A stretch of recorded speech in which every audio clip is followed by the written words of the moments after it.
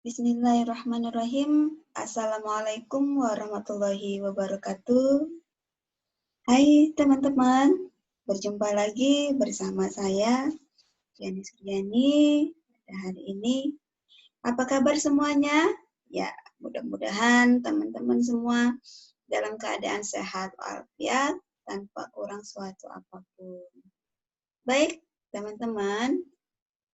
Pada hari ini kita akan memasuki lagi materi selanjutnya dalam kegiatan bimbingan teknis belajar di rumah. Nah, pada kesempatan kali ini kita akan memaparkan materi mengenai perencanaan pembelajaran. Baik, sebelumnya kita ingatkan juga kembali ya teman-teman bagi yang belum mengisi daftar hadirnya. Nah, jangan lupa daftar hadirnya diisi dan nanti lembaran evaluasinya juga diisi juga teman-teman ya sebagai perbaikan untuk pemaparan materi kita. Baik, hari ini kita berbicara mengenai materi perencanaan pembelajaran. Nah, yang mana materi perencanaan pembelajaran ini merupakan kegiatan tutorial daring ya. Pemaparan materi kita belajar melalui jalur dalam jaringan.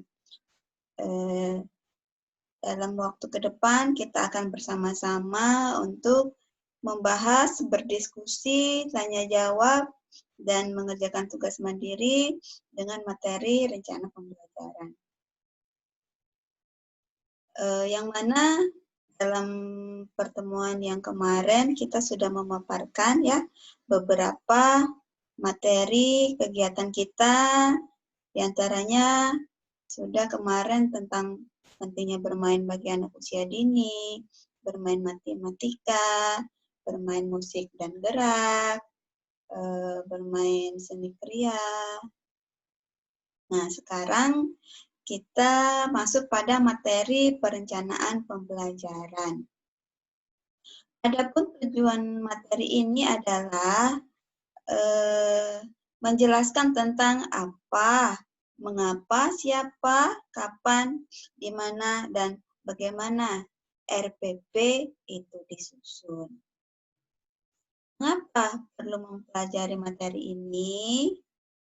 Nah, karena dalam pelaksanaan pembelajaran bermain di sekolah maupun di rumah kita seyogyanya harus mempunyai perencanaan supaya kegiatan yang kita susun akan lebih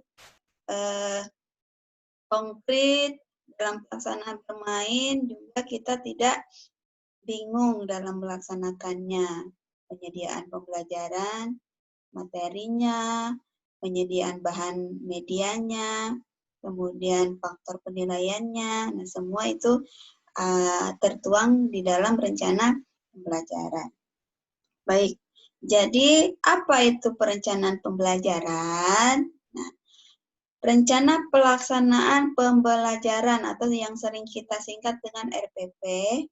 Nah, ini merupakan rancangan program pembelajaran berisi langkah-langkah nyata, langkah-langkah konkret bagi guru untuk melaksanakan kegiatan bermain yang mendukung anak dalam proses belajar di rumah. Coba teman-teman perhatikan gambar di sini. Di sini ada keterangan, buat garis untuk menghubungkan gambar di sebelah kiri dengan gambar yang sesuai di sebelah kanan. Ikuti contoh. Nah, ini adalah gambar contoh dari lembar kerja anak, ya kan? Nah, kemudian gambar yang ini. Gambar ini adalah terlihat anak sedang bermain, mencetak, langsung membuat kue ini sepertinya ya. Kegiatan cooking class. Jadi kegiatan langsung dengan praktek, bermain, tidak menggunakan lembar kerja. Nah, pesan dari gambar tersebut yang kedua tadi, yang pertama, tentu saja LK merupakan kegiatan pembelajaran yang tidak sesuai dengan perkembangan anak. Karena apa? Karena di dalam LK tidak ada unsur bermain di dalamnya. Jadi hanya penugasan. Dan itu tidak baik ya diterapkan kepada anak untuk sering-sering memberikan penugasan seperti gambar tersebut dengan pemberian lembar kerja anak.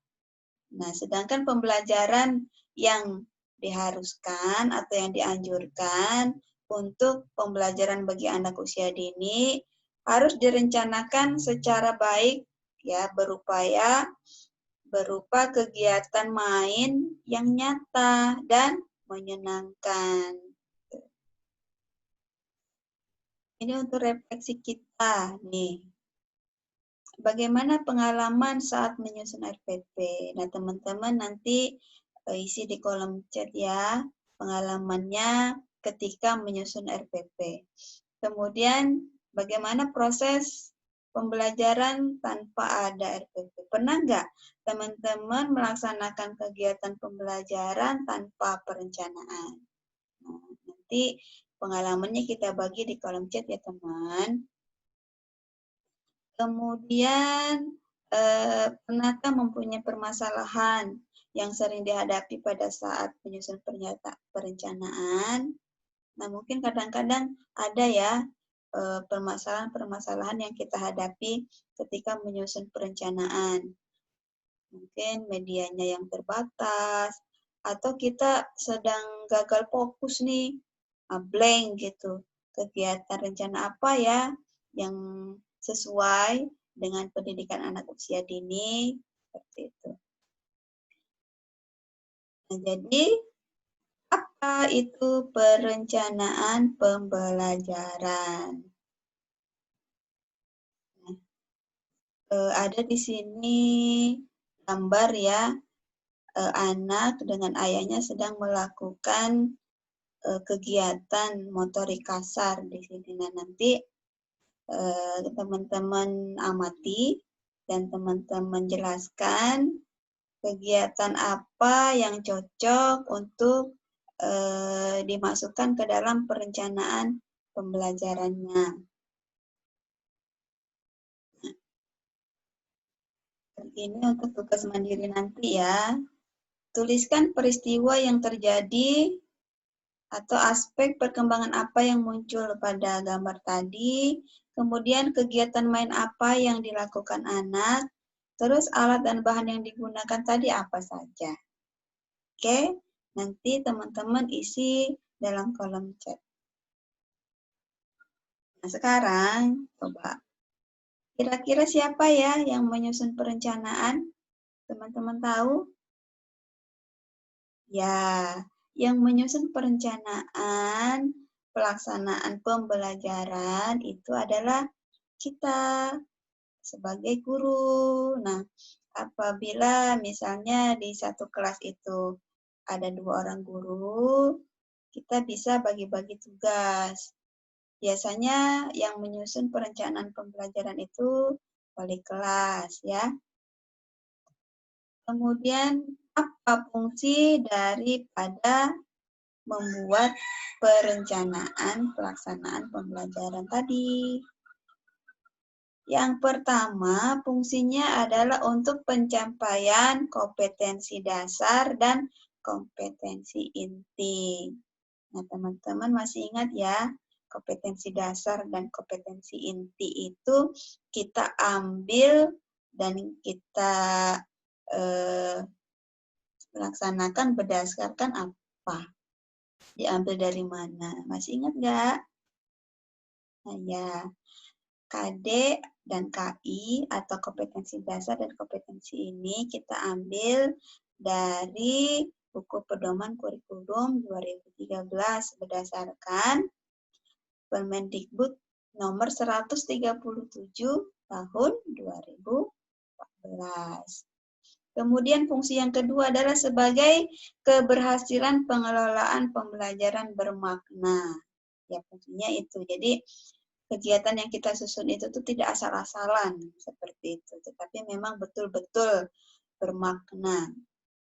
Kemudian untuk menyiapkan alat dan bahan. Jadi di dalam perencanaan kita bisa melihat persiapan apa atau alat dan bahan apa yang mesti kita siapkan pada hari itu. Dan yang keempat adalah membangun sikap pengetahuan dan keterampilan bagi kita ya dalam menyusun perencanaan pelaksanaan pembelajaran. Nah, kapan guru menyusun rencana pembelajaran? Ayo teman-teman. Biasanya teman-teman kalau menyusun RPP itu biasanya kapan? Nah ya, tentu kalau perencanaan itu kita buat sebelum pelaksanaan. Ya namanya juga kan rencana. Kalau rencana tentu kita susunnya sebelum pelaksanaan.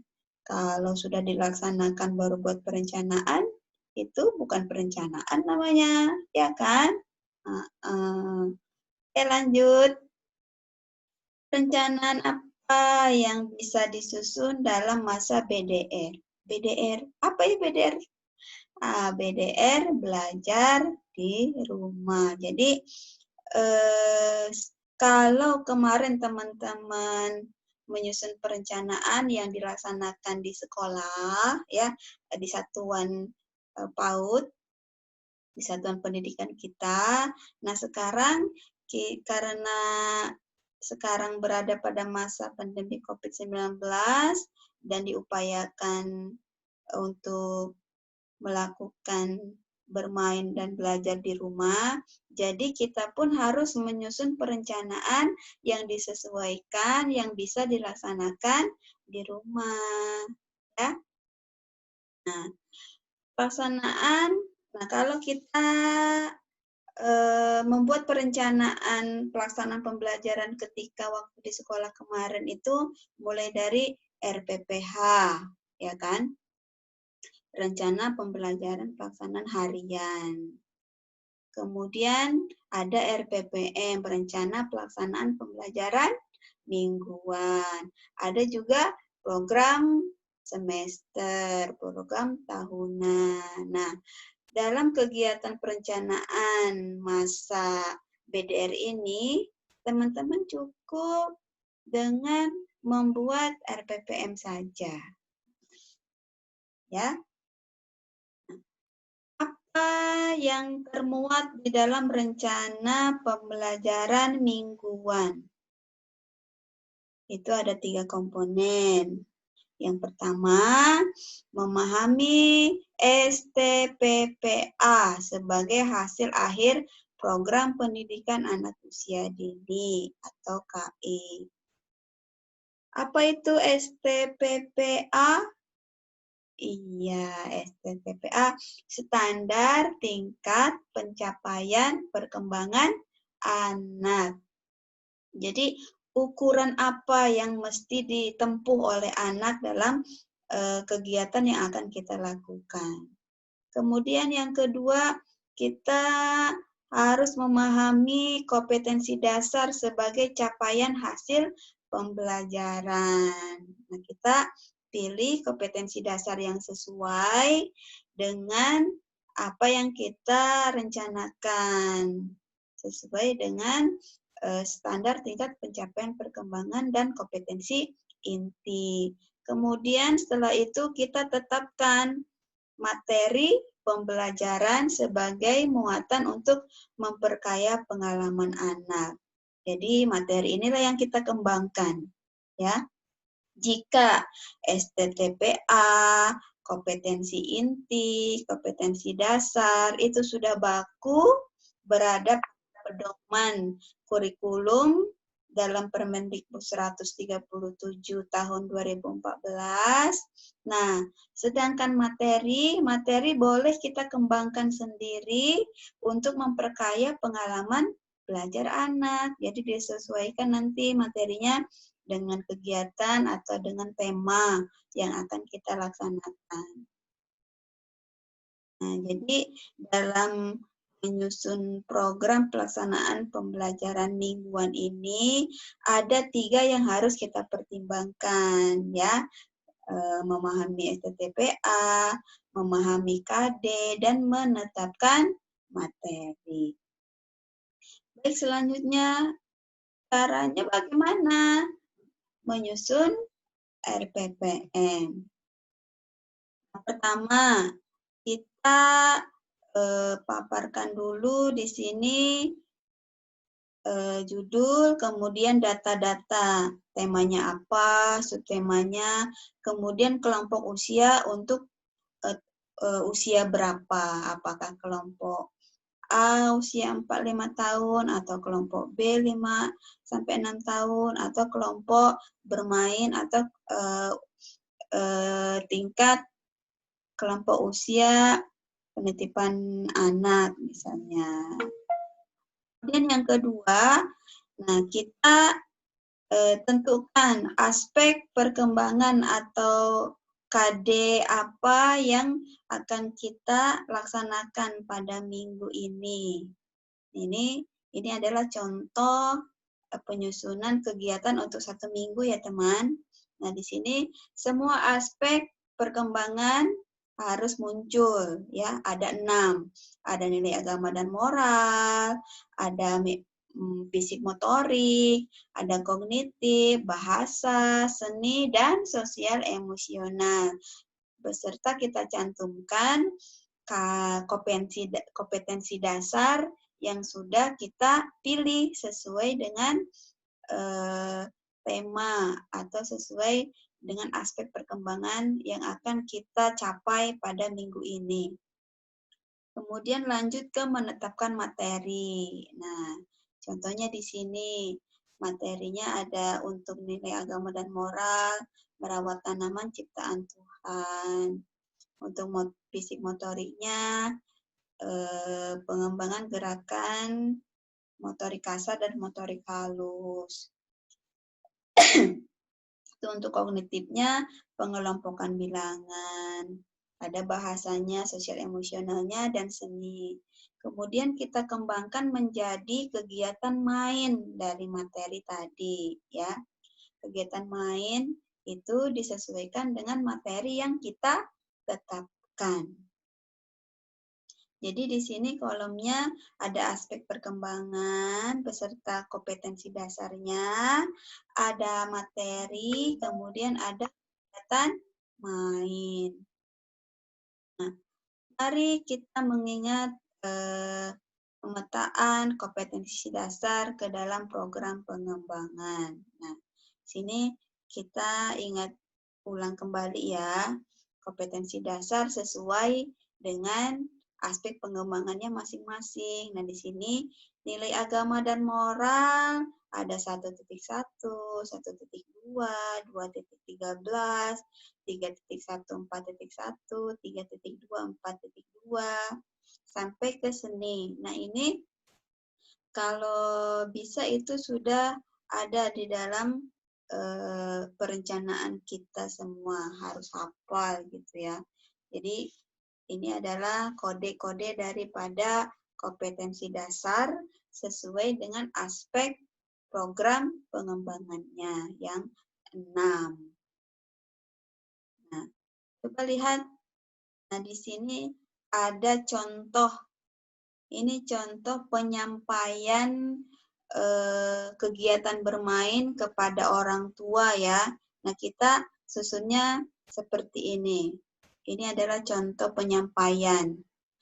Ayah Bunda, minggu ini tema bermain kita bersama Ananda tercinta di rumah adalah rumahku, taman bermainku. Melalui tema dan kegiatan main yang dapat dipilih di bawah ini, tujuan yang ingin kita capai adalah Ananda berkembang pada 6 aspek perkembangan, yaitu 1. Ananda diharapkan mencintai dan merawat ciptaan Tuhan. 2. Dapat menguatkan dan melatih koordinasi mata dan tangan. 3. Mengenalkan pola dan bilangan. 4. Anak dapat menceritakan kembali kegiatan yang sudah dilakukan. 5. Membiasakan berani dalam mengungkapkan pendapat. Serta 6. Dapat mengekspresikan seni musik dan kriya. Kegiatan yang dapat dipilih minggu ini adalah, nah, 1. Aku bisa menanam bunga. Ayo kelompokkan daun-daun yang ada di rumah. Membersihkan kebun bersama ayah bunda. Hitunglah bunga-bunga yang mekar. Aku bisa membuat alat musik dan bernyanyi dari bahan-bahan di halaman rumahku. Ayo membuat bunga dengan menggunakan batu-batu di halaman, dan sebagainya. Nah, silakan pilih kegiatan mana yang lebih dulu akan dimainkan dalam minggu ini. Bunda bisa memilih satu kegiatan main untuk satu hari. Bila Ananda tidak tertarik, beri semangat Ananda dan dorong dulu. Namun bila ia menginginkan kegiatan lain, ikuti minatnya dulu, agar belajar melalui bermain di rumah menjadi menyenangkan. Tolong amati, foto, dan atau rekam video kegiatan Ananda ya, Bunda. Termasuk saat ia melakukan kegiatan rutinitas dan ibadah. Lalu kirim ke WhatsApp grup untuk catatan perkembangan Ananda. Terima kasih. Nah, ini adalah contoh penyampaian pesan untuk kegiatan yang dilakukan di rumah kepada orang tua. Jadi tidak boleh disampaikan melalui video atau melalui chat di grup seperti ini. Selanjutnya, tugas mandiri kita adalah teman-teman silakan membuat rencana pembelajaran mingguan selama masa belajar dari rumah. Ingat ya, selama masa belajar dari rumah. Jadi tentunya kegiatannya mungkin agak sedikit berbeda dengan kegiatan yang biasa kita lakukan. Misalnya kayak seperti kegiatan puzzle atau meronce, ya, yang biasanya menggunakan kegiatan yang memakai media atau bahan ajar APE buatan guru misalnya ya.